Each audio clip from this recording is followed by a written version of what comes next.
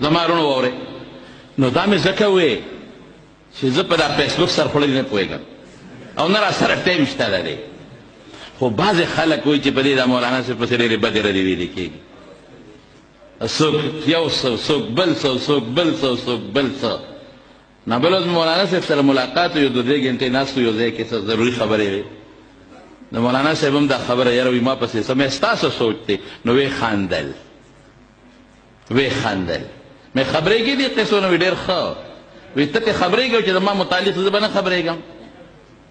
نو مې بیا نو ما ته هغه څه وي مولانا صاحب وی هر څه چې وی دا خو زما ایمان دا دی چې زه به دا خلک بیا هم د یهودو د ایجنټۍ نه او دا خلک به بیا هم د یهود د کلچر نه محفوظ ساتم انشاءالله العظیم دا زما د قوم بچی دی دا نه پرېږدم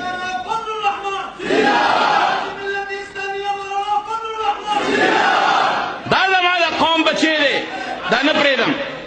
نو دومره غټه سینه د امام ابو حنیفه وه لیکن د غټو خلکو غټه سینه یې د غټو خلکو غټه سینه یې دا سینه نن په دا دور کې په دا مخ د ځمکه او د اسمان لاندې د قائد جمعیت مولانا فضل الرحمن ده